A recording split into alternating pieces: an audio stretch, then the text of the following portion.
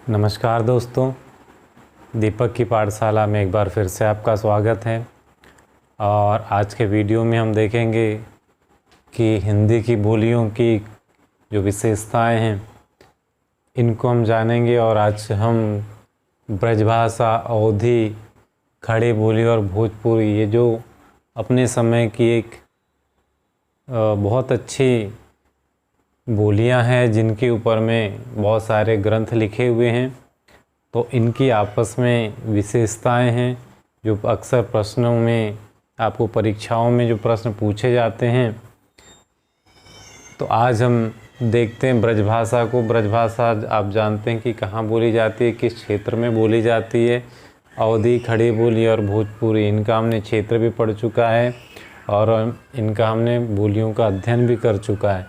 अब इनकी विशेषताओं में अगर हम जाते हैं तो ब्रजभाषा को हम देखते हैं। सबसे पहले ब्रजभाषा को हमको देखना है कि ब्रजभाषा जो है सौरसेनी अपभ्रंश के अंतर्गत पश्चिमी हिंदी के अंतर्गत आती है, जैसा कि साथियों हमने पढ़ा है। और अवधी की अगर हम बात करें तो जो अवधी आपकी जो बोली है अर्धमागधी अपभ्रंश के अंतर्गत पूर्वी जो है हिंदी की उपभाषाओं के अंतर्गत में अवधी को लिया गया है। खड़ी बोली की अगर हम बात करते हैं तो खड़ी बोली जो है सौरसेनी अपभ्रंश जो कि पश्चिमी हिंदी के अंतर्गत आती है। और भोजपुरी की हम अगर बात करते हैं तो भोजपुरी मागधी अपभ्रंश के अंतर्गत जो बिहारी हिंदी है वहाँ से उसके अंतर्गत आती है। अब बात आ जाती है ब्रजभाषा कौन से बहुल क्षेत्र में बोली जाती है, तो इसको भी हमने पढ़ चुका है दोस्तों। ब्रजभाषा जो आती है उकार बहुला क्षेत्र के अंतर्गत आती है। और ब्रजभाषा के साथ साथ आपकी कन्नौजी और बुंदेलखंडी, ये जो क्या है तीनों बोलियां जो है आपकी उकार बहुला के अंतर्गत आ जाती है। फिर आ जाती है अकार बहुला जो हमारी अर्धमागधी है। अर्धमागधी के अंतर्गत पूर्वी हिंदी जो आती है उसमें आपका अकार बहुला वाला जो क्षेत्र है, अब उसके अंतर्गत क्या आ जाता है अवधी, बघेली और छत्तीसगढ़ी, ये तीनों जो बोलियां हैं आपका अकार बहुल क्षेत्र में बोली जाती है। और यदि आकार बहुल क्षेत्र की अगर हम बात करते हैं तो आकार बहुल क्षेत्र में क्या क्या है, आपकी खड़ी बोली आ जाती है, हरियाणवी आ जाती है जिसको बांगरू बोली भी कहा जाता है और दक्कनी हिंदी भी कहा जाता है। फिर इसके साथ हम देखते हैं कि ईकार बहुल क्षेत्र की बोलियां, तो ईकार बहुल क्षेत्र मतलब जो भोजपुरी वाला जो क्षेत्र है बिहारी हिंदी के अंतर्गत आता है, तो ईकार बहुल क्षेत्र में भोजपुरी जो बोली है ईकार बहुल क्षेत्र के नाम से भी जानी जाती है। फिर यदि अगर इन बोलियों की अगर अपन बात करें तो ये जो है इसके अंतर्गत स्वरों का जो वर्गीकरण किया गया है कि स्वर कौन कौन से स्वर होते हैं, तो ब्रजभाषा के अंतर्गत स्वर 3 प्रकार के होते हैं, अति ह्रस्व स्वर, ह्रस्व स्वर और दीर्घ स्वर।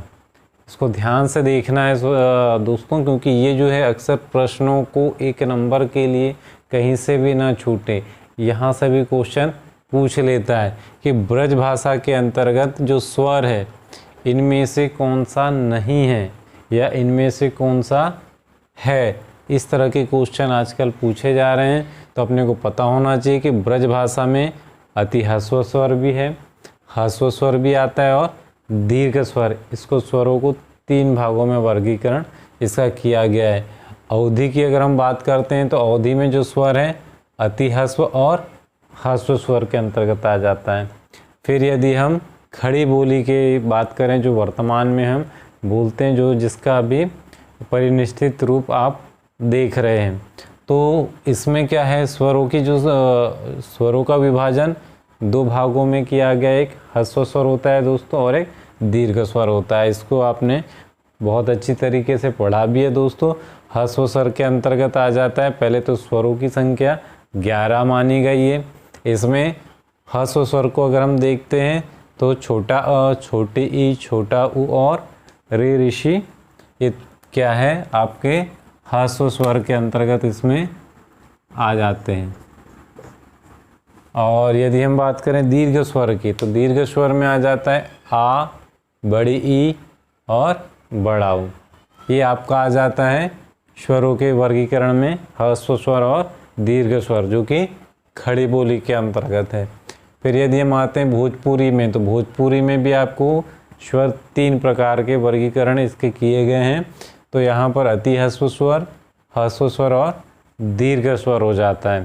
तो अपने को यहाँ देखना है कि इनमें कॉमन कैसे हम इनको याद रख सकते हैं, मतलब याद रखने की एक टेक्निक होती है।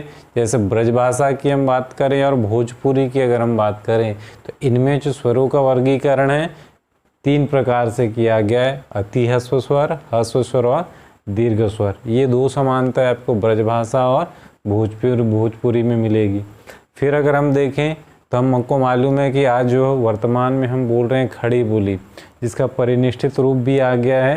तो इसमें हमने स्वरों को ह्रस्व स्वर और दीर्घ स्वर जो कि हमने पढ़ा हुआ है, तो खड़ी बोली में ह्रस्व और दीर्घ 2 स्वर होते हैं।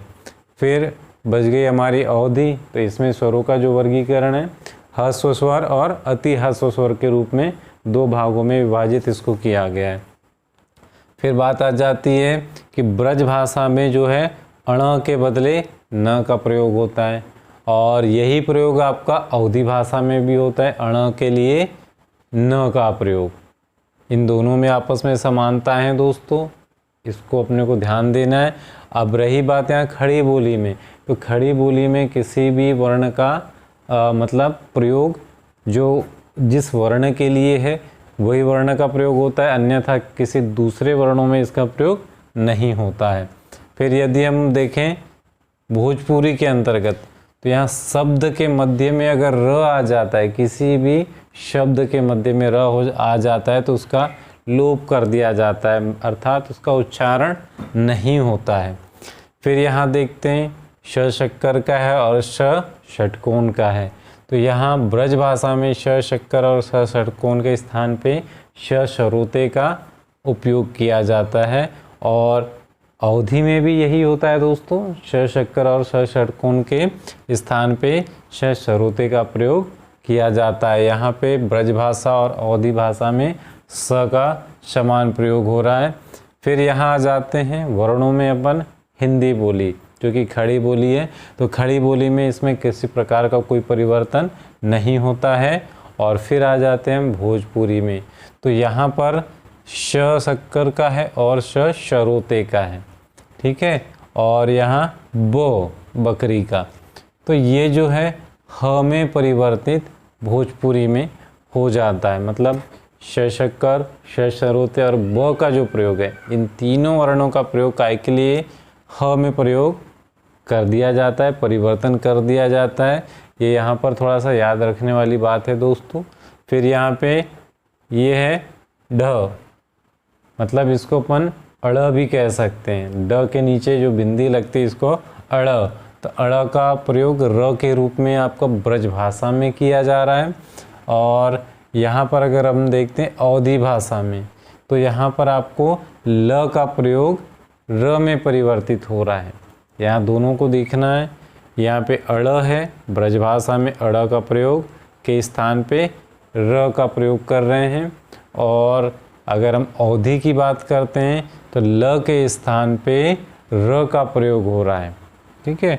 और यहाँ खड़ी बोली में किसी प्रकार का कोई परिवर्तन नहीं होता, अर्थात जो वर्ण जिसके लिए यूज़ होता है, उपयोग में आता है, वही उसका वर्ण कहलाता है, किसी के बदले में प्रयोग नहीं किया जाता। भोजपुरी की अगर हम बात करेंगे तो यहाँ ल है और ड है, तो ल और ड के स्थान पर र का प्रयोग किया जाता है।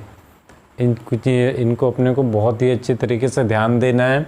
फिर यदि य यज्ञ का और व वजन का, अगर ये दोनों हैं तो इनमें किसी प्रकार के कोई परिवर्तन ब्रजभाषा में देखने को नहीं मिलते। लेकिन अगर हम अवधि में आते हैं तो य के स्थान पे ज का प्रयोग हो रहा है और व के स्थान पर छोटा उ का प्रयोग हो रहा है। इसमें अवधि और ब्रजभाषा में यहाँ थोड़ा सा आपको अंतर देखने को मिलेगा। य और व ब्रजभाषा में यथावत रहते हैं, लेकिन यही अवधि भाषा में य ज में परिवर्तित हो जाता है और व उ में परिवर्तित हो जाता है। फिर अगर हम खड़ी बोली हिंदी में अगर आ जाते हैं तो यहाँ किसी प्रकार का कोई वर्ण के स्थान पे दूसरे वर्ण या अन्य वर्ण का प्रयोग नहीं होता है। और यहाँ पे अगर हम भोजपुरी में आते हैं तो अणा जो कोई ध्वनि नहीं है, मतलब भोजपुरी में अणा का कोई स्थान नहीं है। ठीक है। यहाँ अगर ए है और औ है तो ब्रज भाषा में इसको मूल स्वर मान लिया गया है ए और औ को। लेकिन यहाँ पर जब अपन अवधि में आ जाते हैं तो ए के स्थान पे ऐ और औ के स्थान पर औ, ये इन वर्णों का प्रयोग यहाँ पे होने लगा है। और खड़ी बोली में आते हैं तो किसी प्रकार का कोई यहाँ परिवर्तन नहीं है दोस्तों। और यदि हम आ जाते हैं काय में भोजपुरी में, तो भोजपुरी की हम बात करें तो अंग एक प्रकार की स्वतंत्र ध्वनि यहाँ मान ली गई है, इसका विशेष ध्यान रखना है। उसी के साथ हम देखते हैं कि ब्रज भाषा में अ जो है विवृत ध्वनि है। ठीक है। और अगर हम अवधि में आ जाते हैं तो यहाँ अ संवृत ध्वनि है। तो अ यहाँ पर दोनों में देखना है दोस्तों, यहाँ पर भी ब्रज भाषा में अ है और अवधि में अ है। तो ब्रज भाषा में विवृत ध्वनि क्या होती है और अवधि भाषा में संवृत ध्वनि क्या होती है। इसको जब हम वर्णमाला का चैप्टर पढ़ेंगे दोस्तों तो वहाँ पर इसको हम बहुत ही डिटेल से हम जानेंगे कि विवृत ध्वनि क्या होती है, संवृत ध्वनि क्या होती है। इसका एक हम अलग से वीडियो लेकर के आएंगे। तो अपने को अभी फ़िलहाल के लिए क्या है, ब्रज भाषा में अपन जा रहे हैं। तो ब्रज भाषा में अ क्या है, विवृत ध्वनि आ जाती है और यही अवधि में क्या है, संवृत ध्वनि आती है। ठीक है। और यदि हम खड़ी बोली में जाएं तो अ जो है अर्ध विवृत ध्वनि है। और यदि भोजपुरी में जाएं तो अ क्या है, अर्ध विवृत ध्वनि है। इसको अभी यहाँ हम अच्छे से देख लेते हैं क्योंकि इसका पूर्ण जो विवेचन है, इसका पूर्ण वर्गीकरण हम वर्णमाला में एक एक इनका जो प्रकार है वहाँ हम पढ़ेंगे और वहाँ आपको बहुत ही अच्छे तरीके से ये समझ में आएगा दोस्तों। और इसके बाद आज का जो ये वीडियो होता है हमारा यहीं समाप्त होता है। और यदि वीडियो पसंद आया होगा तो लाइक कीजिए, आप शेयर कीजिए दोस्तों के साथ, इसको जितना हो सके शेयर करें और बेल आइकन को दबाना ना भूलें। इसके बाद आने वाले वीडियो में दोस्तों हम हिंदी भाषा के जो विविध रूप हैं, जैसे हमारा हिंदी, उर्दू, दक्कनी और हिंदुस्तानी, ये जो हिंदी भाषा के विविध रूप हैं इसका अध्ययन हम अगले वीडियो में करेंगे। तो मिलते हैं दोस्तों अगले वीडियो में, तब तक के लिए नमस्कार, जय हिंद।